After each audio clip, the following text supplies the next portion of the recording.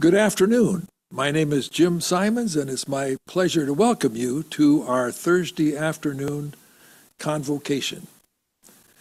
I'm speaking to you from the San Marino Community Church, and it is a new relationship that we have at Monte Vista Grove Homes, the sponsors of these programs, a new relationship in partnership with our friends here at San Marino Church. Today, we're going to be considering something about being a prophet. And the prophet we're thinking about is Martin Luther King, Jr. And I'd like to read from the gospel reading of Amos, his take on being a prophet.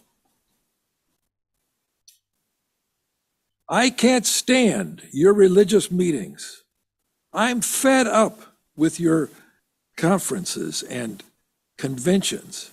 I want nothing to do with your religious projects, your pretentious slogans and goals. I'm sick of your fundraising schemes and your public relations and image making. I've had all I can take of your noisy ego music. When was the last time you sang to me? You know what I want? I want justice, oceans of it. I want fairness, rivers of it.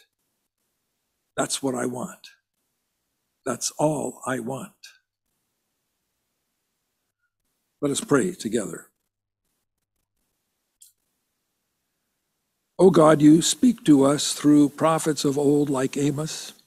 You speak to us through prophets like Dr. Martin Luther King, Jr. And you speak to us today through prophets like Gerald Rivers, and really each of us can be prophets. Our prayer is that you will help each of us proclaim by word and deed the promise of Jesus to care for the sick, the hurting, the hungry, the helpless. We pray that you will help each of us demand justice, that our leaders practice compassion and care for all.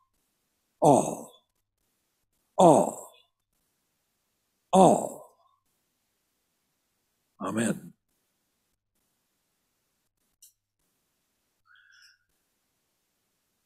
My first experience with our speaker today, Gerald Rivers, was over a Zoom forum at All Saints Church here in Pasadena, and he was talking about Martin Luther King and then reciting some of the words of Dr. King. As Gerald talked those words of Dr. King with just the right cadence, I could feel my spine tingle. And it was such a moving experience that I followed up with him and invited him to come and speak to us today on this Thursday before the Martin Luther King holiday. Gerald Rivers was born and raised in Compton, trained as a classical theater actor, went to Florida where he worked with the Georgia Shakespeare Festival, and to Florida with the Hippodrome State Theater. And he carried with him one thing that he had chosen to do, and that is to be an interpreter of Dr. Martin Luther King, a witness to the ministry and the prophetic experience of Dr. King in American history. And so Gerald has been in regional theaters really across the country. And when it was time for the King Memorial in Washington, D.C. to be dedicated, the King family invited him to come and be a part of that. He spoke at the dedication. He spoke at the Lincoln Memorial. He has been a force for the whole country to understand the place of Martin Luther King in our life together. He's also carried the spirit of Dr. King to his work in prisons and schools and detention centers. So he's letting his deeds as well as his words speak of his devotion to Dr. Martin Luther King. It's my deep pleasure to present to you Gerald Rivers.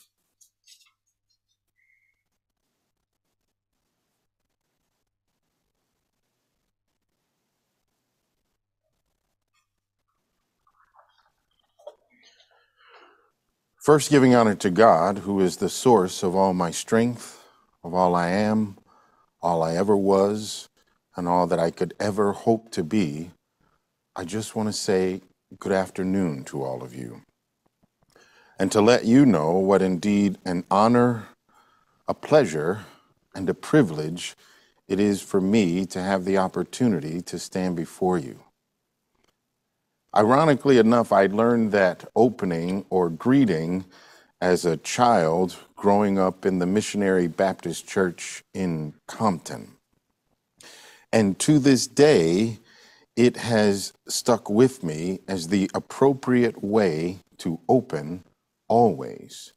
First, giving honor to God, who is far greater than anything I could even imagine. And they would often give honor to the ministers on the roster. And I give honor to each of you as ministers or visitors or friends. I am really blessed and fortunate that this is what I get to do for a life. I have to explain to people that, yes, I'm an actor and I work mostly in voiceover, and I make a good living as a voiceover artist. And without knowing, you've probably heard me on various advertisements and in video games and in movies, and most largely a campaign in the state of Florida to get people to stop smoking. They hear my voice going, "Quit smoking today, tobaccofreeflorida.com." I've been working as an actor in Shakespeare and in film and television for more than half my life.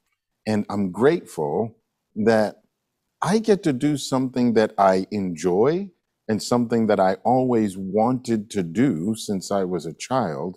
I realize there are a lot of people who aren't as fortunate, aren't as lucky, aren't as focused, aren't as driven, whatever you want to call it, to be able to do what they always wanted to do and to make a decent living doing it. But all of those things are things that I do for a living. Keeping the spirit of Dr. King alive is what I do for a life.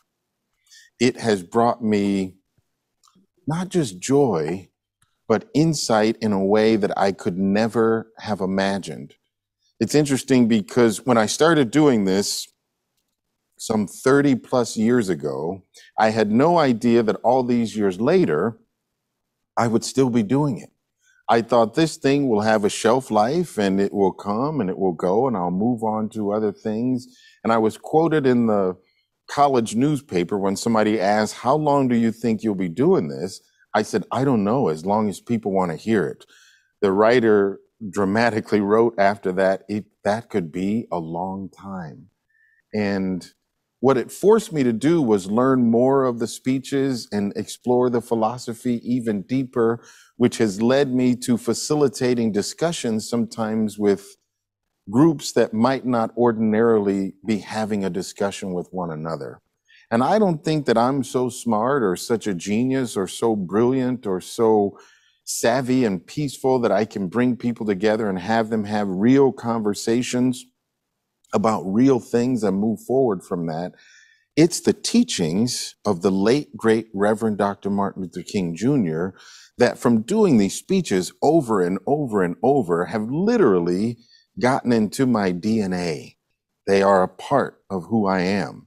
And I found myself at one point in the prison visiting these men who had been incarcerated and delivering one of Dr. King's speeches when he talked about how important it was to visit the sick and imprisoned.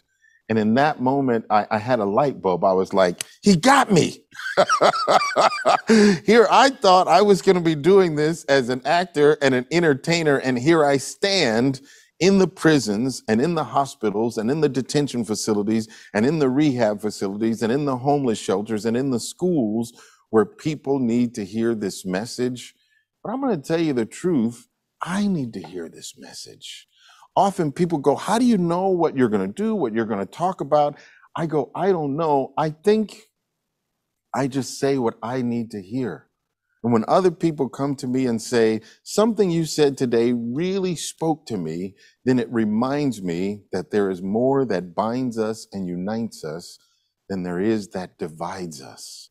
And particularly giving the unique topic of Martin Luther King today and the inclusive community, I just think it's perfect. It's ideal. And I would be remiss if I didn't thank Mr. Jim Simons for his diligent work and his phone calls and his emails and his efforts to make sure that this would happen today. I'm grateful, kind sir. I really am. And this starts my Martin Luther King weekend. And tomorrow I'll be at the Highland Hall Waldorf School in Northridge. And on Saturday, I'll take a trip to Santa Barbara. And then I'll be at the Senior Center in Culver City. And then on Sunday, I'll be at the Agape International Spiritual Center under the direction of Reverend Michael Beckwith, which is the place I call my home church. And on and on and on. The kind of classic irony is I've never done any real advertising for this work. It's almost like that old commercial when I was growing up and they would say, and they told two friends, and so on, and so on, and so on. So I am grateful. And I feel as if right now, perhaps more than ever, these words are needed and that they can help heal and put a salve on the wound and bring us together. I think the most important thing they can do is get us to listen to one another. I think part of what is happening right now in our current climate in society is people have stopped listening. They just stopped talking long enough to think about the next thing that they're going to say. And in our current political system, that's true of them on both sides. Nobody's really listening. Everybody's just waiting for an opportunity to make another point. And at some point, if we start to listen, we might realize we want the same things. That in spite of the fact that we look different and that we come from different backgrounds and different parts of the country and different parts of the world, ultimately, we want the same things. We want to be happy. We want to be loved. We want to be respected. We want to be appreciated. We want to be acknowledged. We want to be seen. And in many cases, we want to be known. And sometimes we want to know ourselves better. And in this crazy world that we live in, one of the ways that we know ourselves better is by knowing somebody else. And we have this interesting compare and contrast. I'm more like this, I'm not like this. And by having a relationship with somebody else, by listening to someone else, we learn more about who we are. The teachings of Dr. King have done miraculous things in my own personal life. I don't have time to go into the litany of times that the quotes and the speeches and the teachings and the principles came in handy for me in real life situations.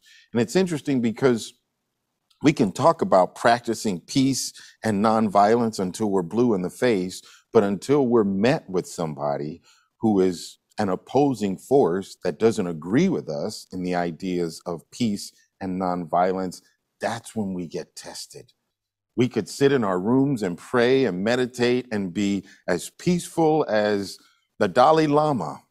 But then when we go outside and we get into traffic, or we're in the grocery store, or we're running into somebody else, that's when we have to practice. Because it's easy for the first exchange. I'm going to be peaceful. I'm going to be nonviolence. And it's like Mike Tyson used to say, everybody has a plan until they get hit in the mouth. And then when somebody does something that doesn't gel and doesn't work with what you're trying to do, that's when our challenge is to go deeper into this practice and not abandon it. Because if it was easy, everybody would already be doing it. It may take some work and it may take efforts more than once to get it right. So we show up peaceful and loving, and then the person that we're met with is coming with an opposition. That's our first opportunity to hold on, to go deeper, to practice more, to realize why we're here, to understand our purpose and our connection, and that we're really connected to those other people. And often their outbursts come from their own pain, come from their own unhealed wounds, come from their own childhood trauma and things that have never appropriately been dealt with. And I'm working right now with a project called the Compassion Prison Project, where they're trying to understand that many of these men who are locked up are there in many cases based on unresolved childhood trauma. And the studies show that if we ended this childhood trauma today, the prisons would be emptied in less than a generation, because there are issues that remain unresolved. And then we encounter these people, they're carrying this pain, this wound, this hurt, these issues, and we think it has something to do with us and it has everything to do with them. Our job is to hold the space for them to be more and never less of who and what they truly are, which are children of the Most High. We all come from the same place, and we're all going back to the same place when we're done with this earthly body or earth suit, however you want to describe it. But there are a couple of things we can do while we're here in line with the teachings of the late, great Reverend Dr. Martin Luther King Jr. that will help us. Number one, forgive everybody. What a radical thought that is. Forgive everybody. So many of us think that we have forgiven everybody, but the truth is we are still withholding love from someone that we think has done us wrong. When the truth is they may not even be aware of the effect that they had on you, and they are not thinking about you. And here you are holding on to this, I can't believe they did that to me, I'll never forgive them. And they've gone on to anger somebody else. They are not thinking about you. When the truth is, not forgiving them is like drinking poison and expecting the other person to die. We are literally coursing toxic chemicals through our physical body when we don't forgive everyone. And I want to talk about that word forgiveness just for a moment. To forgive is to give forward. That means you are giving them something you don't believe they deserve.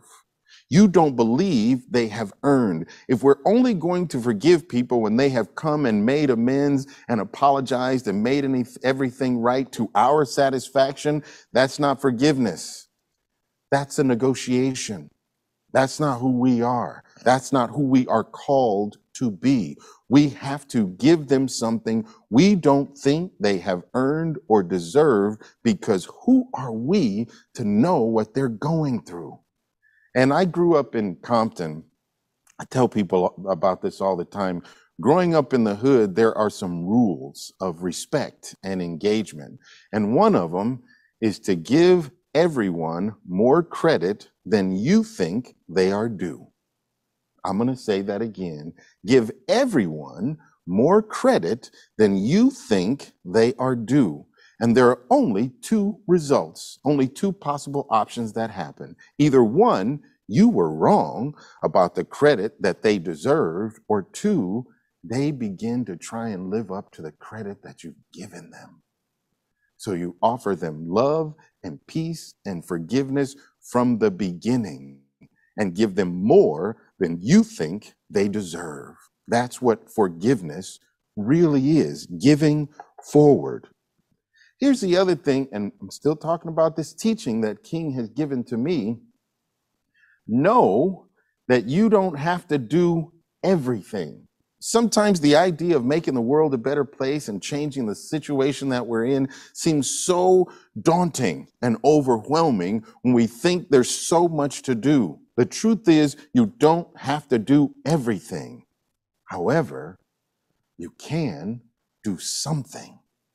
There's a difference between not doing everything and having analysis paralysis and not getting anything done and sitting back and going, I'm never going to be able to do it, so why even try? The truth is, you don't have to do everything, but you can do something. King talks about this staircase. You don't have to see the entire staircase, but you can take the first step. And the last thing is, and this is important, you don't have to be perfect, you don't have to be charismatic, and you don't have to be brave. I'm going to say that again. You do not have to be perfect. You do not have to be charismatic. You just have to care. And you don't have to be brave. You just have to be willing. You just take one step. And it's amazing, this incredible universe that we live in with its infinite intelligence provides the way and shows us what the next step is. All of us right now talking about this inclusive community know someone or know someone who knows someone, if you don't know them, who has lost a member of their family or of their community or of their circle. And I'm not talking about losing them to death. We've lost them. They're not there anymore. We don't talk to them anymore. We don't see them anymore. We don't hear from them. We don't call them. They don't call us. Some of us, after the recent political skirmish, have said, I'm never going to talk to that person again because I can't believe that they feel that way. Somebody that we've known in some cases our entire life. It's interesting because the kids that in their modern technology go, I've canceled them as my Facebook friend. I blocked them. I will never talk to them again because they espoused a theory that I disagree with. But they aren't the only ones. There are some people who lost a family member because that family member came out and the family didn't know what to do. So they disown them. And then we find these people on the streets that are homeless, that have a series of situations that lead to them being there, but they're disconnected from their family, from their core group. Some of them went to war. Some of them went to war on behalf of this country. And I'm not talking about Vietnam. I'm talking about Iran and Iraq and Afghanistan. And they came back and they were never the same because something happened to them when they were forced to engage in a nature that was not truly who they are. Some of them went to prison. Some of them were strung out on drugs. Some of them had mental illness, and they became separated from the rest of us because somebody didn't think we knew what to do. I'm going to tell you what we can do. First, we can love them. We can offer them an unconditional love no matter what. And when we see somebody on the street who is not our family member, who was not a part of our circle, and we can identify that they don't have a tribe, they don't have a group, they don't have a community, they don't have a congregation that they can go and be with and experience life and joy. If we don't do anything else, we can look at them and see them as human beings, see them as children of the Most High. Hold a space for them that they're unable to hold for themselves in this now moment. So often we'll see them and we don't want to see them. We will turn the other way. We will put our head down. We will go, oh God, here we go again. And sometimes all we have to do is look at them and offer them peace and love with our eyes. If that's all you can do, then do that. I carry socks in the back of my car all the time. And sometimes when I find homeless people, I will give them money, and people will be with me and like, you're going to give them money? Who knows what they're going to do with it? I don't know, and I don't care. If they have reached a point in their lives where they're standing on the side of the freeway saying, will you give me $1? I know that if I was there, I wouldn't want to have to explain to everybody who gave me change out of their ashtray how I wound up there. I just give it to them, and then I thank them for allowing me to be of service, for reminding me about the life that I do have, and I see them as human beings, more than that, as spiritual beings, having a human incarnation just like the rest of us. We don't have to do everything, but we can do something. And we can include everybody today. We can start in the most tiny, minute ways, including everybody, because something is happening in our world. With the pandemic, with the political climate, with the economy, all of a sudden, we had the pandemic, then we realized we could give everybody in the world medicine for free. All of a sudden, we realized those people who are on unemployment, we can give them more than we've been giving them, and they would realize, oh my God, I'm doing better now than I was working at a job that wasn't fulfilling and wasn't paying me enough. We can do something today. We can't change the minds of everybody in the blink of an eye. We're going to leave that to the work of God. But we can see them. We can recognize them. We can recognize the world that we live in and where we find ourselves right now and find out what we can do to make a difference. So, with that in mind, I was thinking about this and this topic and like, which of MLK's speeches will best speak to this and to this particular audience at the Monte Vista Grove homes, and some of them are retired ministers and people who are already in the know, so to speak, because we know better, which just means we know truth. And we don't have to participate with those people who refuse to acknowledge truth, but we do have to see those people too. We got to see them, because if not, they get to go off and become more and less of who they really are, when sometimes all it would have taken was for you to listen. You don't have to agree. You don't have to, what the kids call co-sign. But sometimes we can listen and we can let them hear themselves. But in thinking about that, there were a couple of speeches. Now, the unique part of what I do is, rather than just doing one speech in its entirety, often there's a mashup, a conglomeration, a mixtape, if you will, of several different pieces of source material that speak to the same issue. And that's kind of what I think is going to happen today. And I say I think because I think I'm an artist and I know what I'm supposed to do, but then I show up and the truth is I get out of the way. I don't allow my preconceived notions about what would have been the best thing to say to control what I actually say. I trust in a power higher and greater than myself, that what comes out of my mouth is what needs to be heard first by me. And if you need to hear it too, then it reminds you that we are a part of this inclusive, beloved community. And we just need to be reminded. So without any further ado, in the words of the late, great Reverend Dr. Martin Luther King Jr.,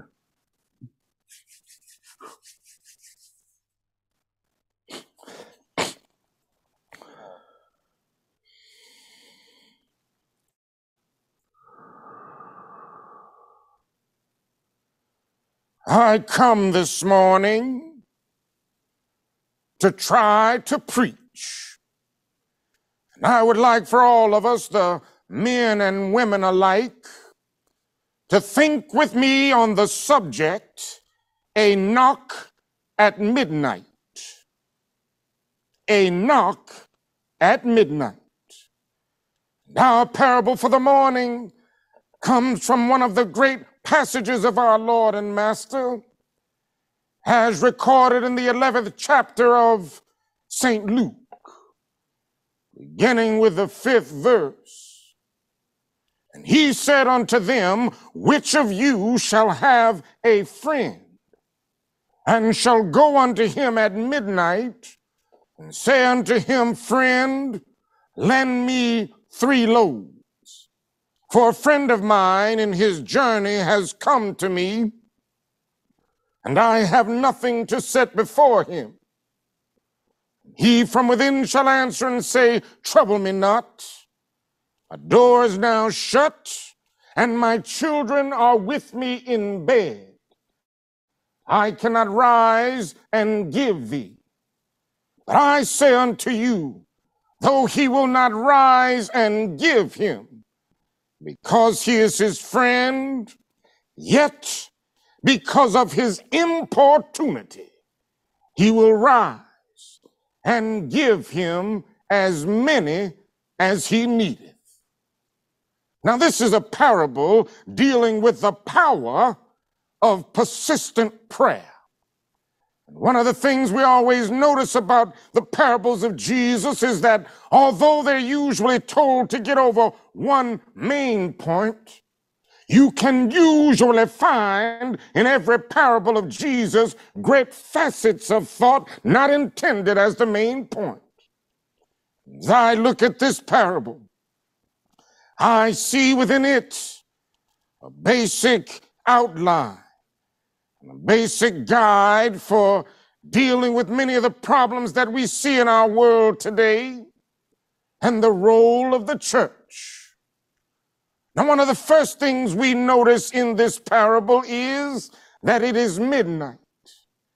It is also midnight in our world today. And we are experiencing a darkness so deep that we can hardly see which way to turn. It's midnight. It's midnight in the social order. Now, sometimes the foreigners carry the headlines, but we've got to come back and see that millions of people are dying every day. That the nations of the world are caught up in a bitter and tragic contest for supremacy. And you see, the real danger is that if we don't stop our course in this world, all of the modern weapons of warfare and science will soon conspire to bring an untimely death to the human family on this globe. All of this is indicative of the fact that it's midnight. The late President Kennedy was right. Mankind must put an end to war. A war will put an end to mankind. But not only is it midnight in man's collective life, it's midnight in his individual life. It's midnight in the psychological order. People are more worried, more frustrated, more bewildered today than in any period of human history.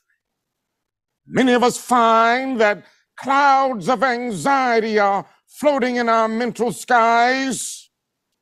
Psychopathic wards of our hospitals are full today. All of this is indicative of the fact that it's midnight in the psychological order. Not only that, it's midnight in the moral order. And you know, midnight is a time when all colors lose their distinctiveness. Everything becomes merely a dirty shade of gray. In the sense of the moral order, midnight is a time when all moral values lose their distinctiveness. There's so many people in our world today, there's nothing absolutely right, nothing absolutely wrong. Just a matter of what the majority of people are doing. Today they think about midnight as a time when everybody's trying to get by. And this is what we have done so often with our ethical relativism. We've ended up feeling that the only thing right is to get by. The only thing wrong is to get caught. Nobody's concerned about obeying the 10 commandments. Everybody's busy trying to obey the 11th commandment, thou shalt not get caught. According to this tragic philosophy, it's all right to lie, but just lie with a bit of finesse. It's all right to exploit and rob, but be a dignified exploiter so that when you do it, it becomes embezzlement rather than just stealing. It's all right even to hate, but just show hate in the garments of love and make it appear that you're loving when you're actually hating. Just get by. This tragic moral laxity, this tendency to be caught up in the chains of conformity, is destroying the souls of our nation, the soul of the world, and so many individuals. So we find ourselves standing in the midst of a threefold midnight. It's midnight in the social order. It's midnight in the psychological order. It's midnight in the moral order. As in the parable, so in our world today, the deep darkness of the midnight is interrupted by a knock. The parable talks about this man in search of 3 loaves of bread, physical bread. Today, men and women are in search of 3 loaves of spiritual bread. Want the bread of faith. So many people have lost faith in themselves. They've lost faith in their neighbor. They've lost faith in their government. They've lost faith in God. And in the midst of this faithlessness, they find themselves crying out, Lord, I believe, but help thy mine unbelief. Want the bread of faith. And then there is the quest for the bread of hope. Everybody wants this bread. Everybody needs it. When you stop hoping, you die. And yet so many people have lost hope. So many of our young people have become cynical. They see all of the problems of the world, and so many of them feel like there's nothing to look forward to except going to the battlefield and giving one's life maybe in something very futile. They look around and they lose hope. So many find themselves crying out with Shakespeare's Macbeth that life is a tale told by an idiot full of sound and fury, signifying nothing. So many find themselves crying out with the philosopher Schopenhauer that life is an endless pain with a painful end. So many find themselves crying out with Paul Laurence Dunbar, a crust of bread and a corner to sleep in, a minute to smile and an hour to weep in, a pint of joy to a peck of trouble, and never a laugh, but the moans come double, and that is life. Look around and they lose hope. Then there is the quest for the bread of love. Everybody needs this bread. We need it in 2 ways. First, we need to learn how to love. The great problem with mankind is still that there's too much hatred around. In America, white man must love the black man, and the black man must love the white man because we're all tied together. Single garment of destiny. And we can't keep having riots every summer in our cities. We can't keep having all of these problems. We've got to come to see one thing. We're in America and we're here to stay, and we got to learn how to live together.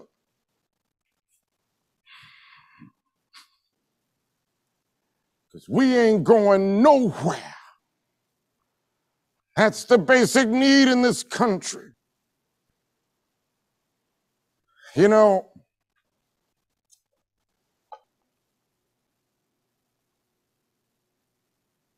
The world that we live in is geographically one. Now we're challenged to make it spiritually one. It is true that the geographical oneness came into being to a large extent through man's scientific ingenuity. Man, through his scientific genius, has been able to dwarf distances and place time in change. We've been able to carve highways through the stratosphere. Our jet planes have compressed into minutes distances that once took days. Bob Hope has described this new jet age in which we live, and I think he's given an adequate description.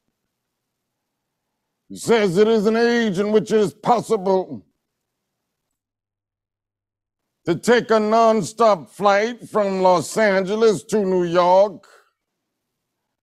And if on taking off in Los Angeles you develop hiccups, you will hick in Los Angeles and cup in New York City.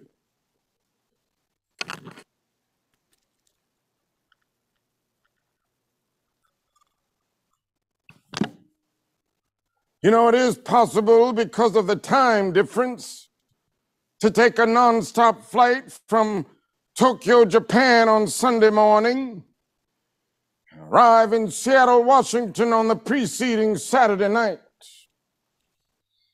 And when your friends meet you at the airport and ask when you left Tokyo, you will have to say, I left tomorrow. Now, this is a bit humorous. I'm trying to laugh a basic fact into all of it, and it is simply this. Through our scientific genius, we've made of the world a neighborhood. Now, through our moral and ethical commitment, we must make of it a brotherhood. We must all learn to live together as brothers, or we will all perish together as fools. So in the midnight hour, the life of our world and our nation, I see men and women by the thousands running toward the church of God,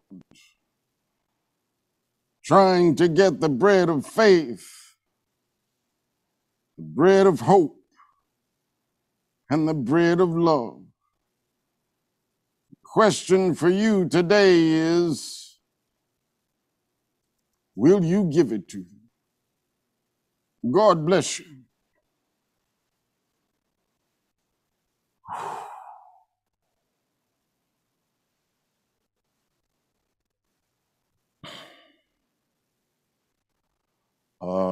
Thank you. Thank you guys for being with me. And we've left a few minutes for some Q&A, for questions, comments, or concerns, and I'm open to them. So thank you for this time. Thank you, Gerald.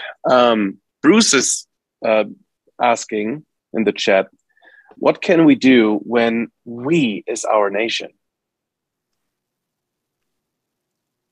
Say that again. What can we do when we is our nation? Or Bruce, go ahead.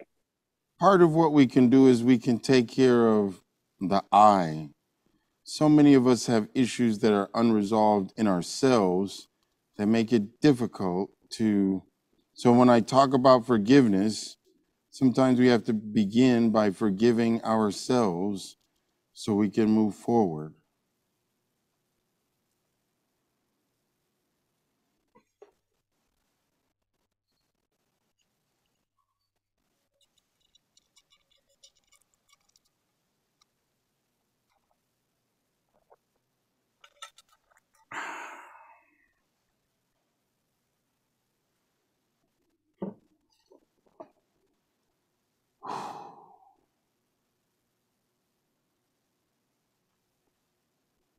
Are there more questions, comments, concerns? I see a hand over there.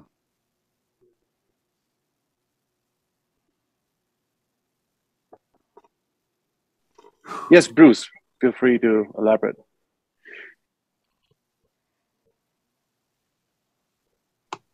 Okay, what I meant by that question, what can we do when we, in quotes, is our nation? In addition to what needs to be done by individuals, what needs to be done as a corporate or national action, in addition to the individual actions? I think relying on the corporates to take action may be to our detriment. I think their primary concern is the corporate bottom line. And I think part of what made a difference in the civil rights movement was not the corporate structure, it was the people who came together and spoke out. And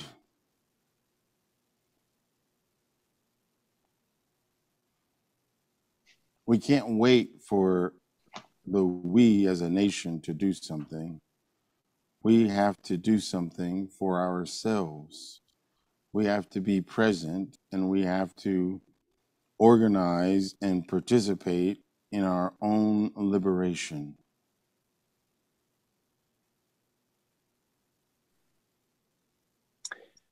Thank you, Gerald. Next question is, do you see any progress in what Martin Luther King was calling for?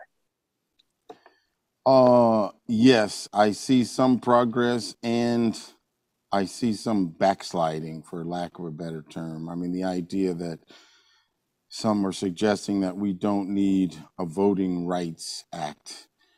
Martin Luther King predicted that we would have a Black president in 25 years. It took about 50 years before we got one. So yes, we have people in positions of power. We have made some progress, but we still have a long way to go. There's some friends of mine right now that are discouraged and disillusioned because they feel like we did all this work to get Joe Biden and the Democrats elected, and it feels like we're going backwards. But for that, I have to remind those people that we just keep taking incremental steps forward.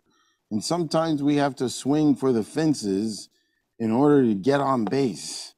So sometimes we, in the tradition of the martial arts, we have to swing through what the target is to sometimes land on the target itself. So I've already said we don't have to do everything, but we can do something. We can organize, we can make phone calls, we can participate.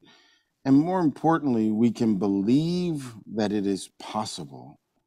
I think the daunting task before Martin Luther King and the members of the civil rights movement was that it looked impossible, and yet they were able to achieve what appeared to be the impossible because they kept their eyes on the prize.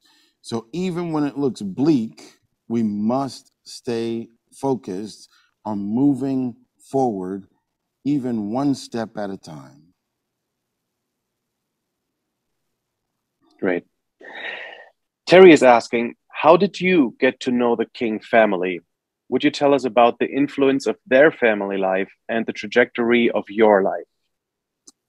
I grew up in Compton. I went to school at LA City College, and then I went on to Morehouse College, where I had the opportunity to meet first Dr. King's sister, Christine Ferris, and then Ralph Abernathy, who was like a brother. And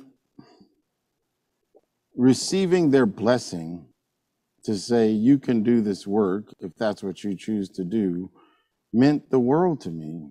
And the agreement was I wouldn't do it for profit and that I wouldn't bring shame to it, has charged me to be an upstanding individual. And so I'm just grateful for the opportunity that this is what I get to do. And I got a chance to meet Coretta. And a couple of years ago, I was there with the youngest daughter, Bernice. So I'm just grateful. Catherine Hughes has been trying to make a statement. I wish there were a stool. Okay, I think I'm unmuted. Can you hear me? Yes. Yes. My question is, who are the we and what is it the we need to do? The we is us, and what we need to do is be present and available. And us means You and me and everybody else. And we Okay. just take it one person at a time. Thank you. Oh, I'm sorry, but I have to tell you, that was exhausting. I'm sure. It was draining and drenching and wrenching. And when I do these presentations, I have to tell people I'm affected too. It's as if I'm hearing these words for the first time, in spite of the fact that I've been doing them for over 30 years. They still strike me and hit me and touch me. And I've done them hundreds of times. And every time it feels like I learned something and hear something new that I didn't hear before. And the we starts with me.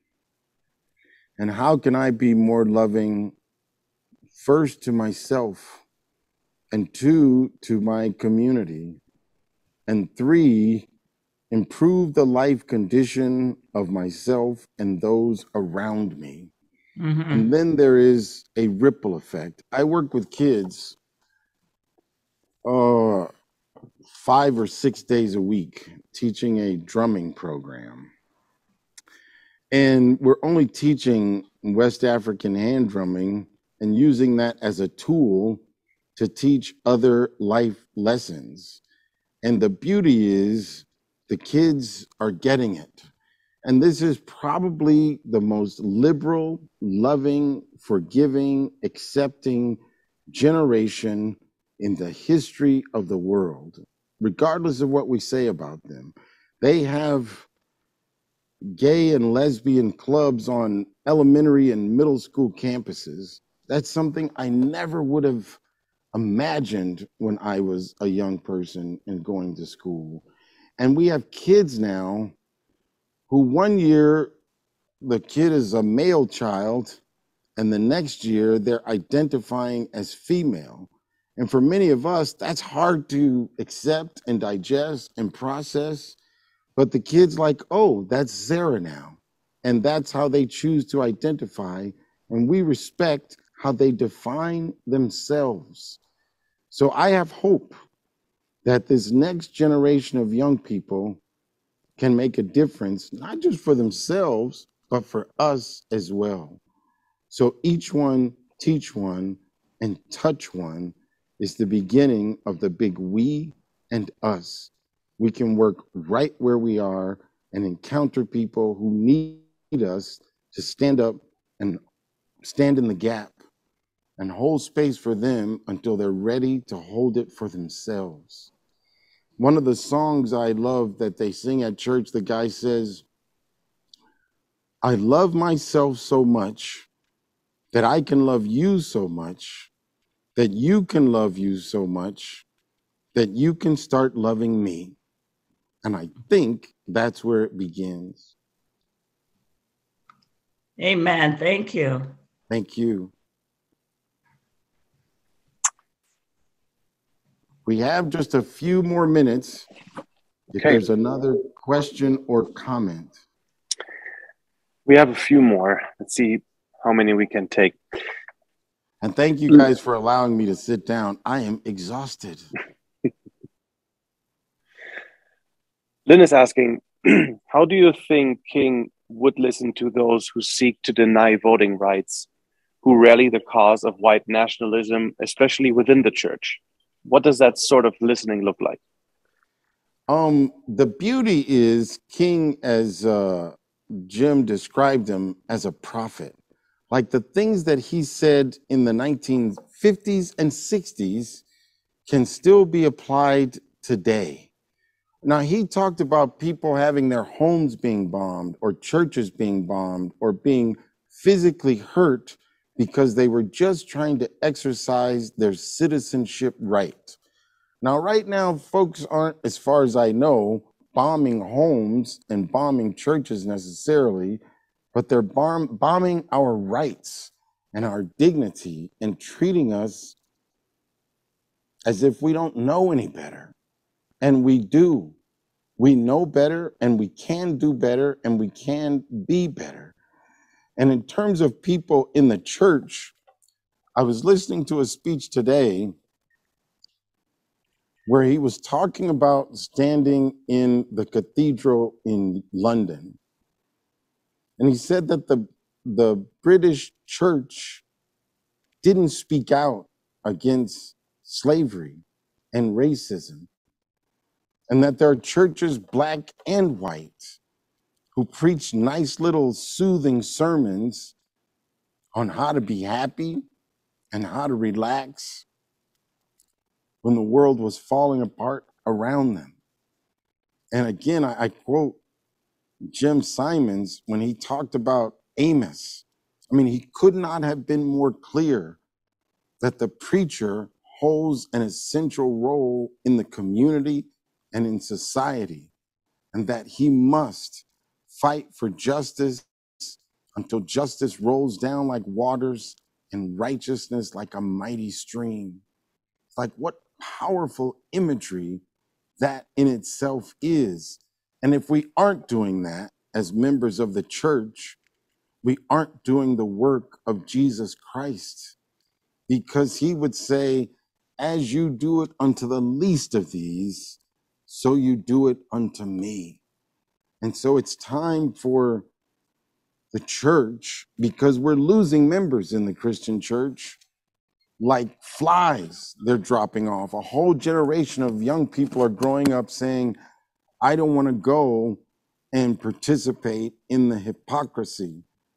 So we have to, as the kids say, keep it real, address their concerns, listen to what people have to say, and respond with love and kindness and truth.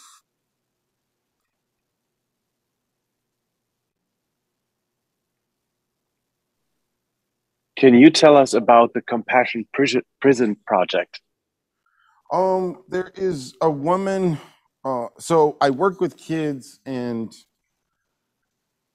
we've developed a program called the Peace Players, where the kids who are playing West African hand drums visit churches and schools and community centers and festivals, playing music, promoting peace, love, and positivity. And one of the students who has now graduated, his mom's name is Fritzie Horstman. And she was working in the prisons, and she was helping these men deal with their childhood trauma so that they didn't have to repeat that trauma over and over. And she came to me and said, I know the work you do as the voice of Dr. King. I know the work that you do with young people. Would you be willing to just read quotes of powerful people that we can include in our documentary so that these men have something to watch and listen to when they're out, to remind them of who they really are and that they've experienced trauma and that they can end the cycle of violence and recidivism? It's called the Compassion Prison Project.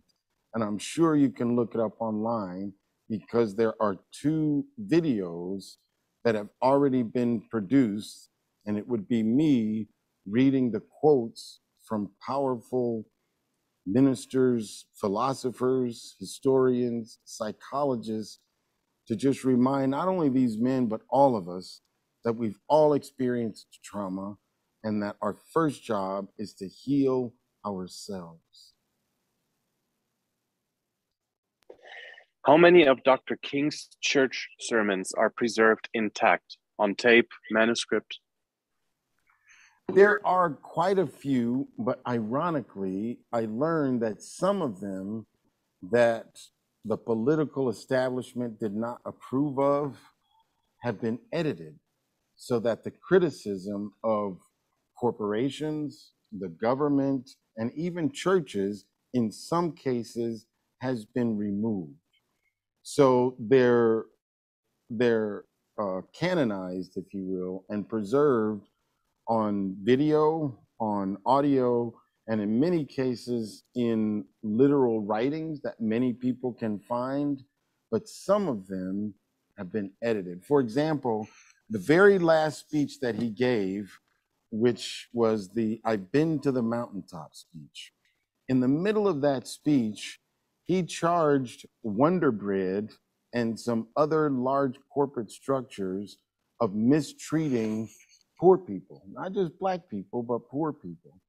And the Coca-Cola Company and some others got the rights to that material and removed those references that condemned the practices of large corporate structures. But in this day and age, you can't hide the truth forever. So more and new speeches are surfacing as we speak that are being made available to anybody who's actually looking for it. And I have committed dozens of speeches and sermons to memory verbatim that I can be a contemporary griot to keep these teachings and this philosophy alive. And thank you guys, and thank you guys, and thank you for showing up for me and for Jim and for yourselves and being present and sharing this time with me as we go into the Martin Luther King weekend. His birthday is actually January 15th, which is Saturday. We celebrate it the first Monday after his birthday. And this Saturday, he would have been 92 years old. And I believe he would still be working for the cause of peace and justice. Thank you.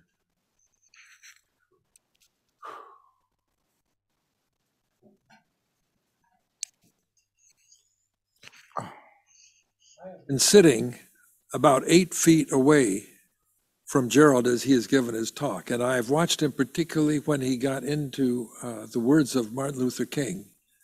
I watched him put himself into it, his whole being. And I am so grateful, Gerald, for your sincerity and your personal commitment. And before we had our meeting today, Gerald brought out one quote from Dr. King that I'd like to repeat.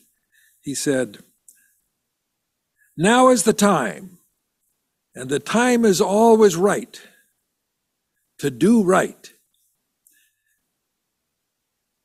Prophets are sometimes thought of as predicting the future. No, that's not what they do. What they do is they say, now is the time. This moment is the time. And so we can't wait for somebody else to do something. We need to take the steps ourselves to reach out to the neighbor or whoever is near us, to forgive. That's giving forward. Thank you, Gerald, for that interpretation. This has been a powerful moment, and I express the gratitude of all of us for what you have brought to us. Thank you. Thank you.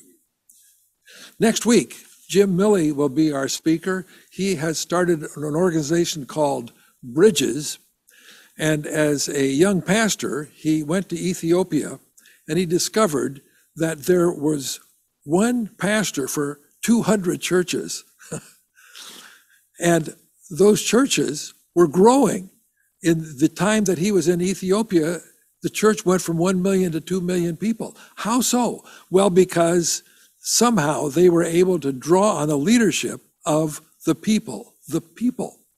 And so Bridges is an effort to train leaders to reach out where nobody is reaching out before. That is, people outside the church, kind of outside the accepted way of being.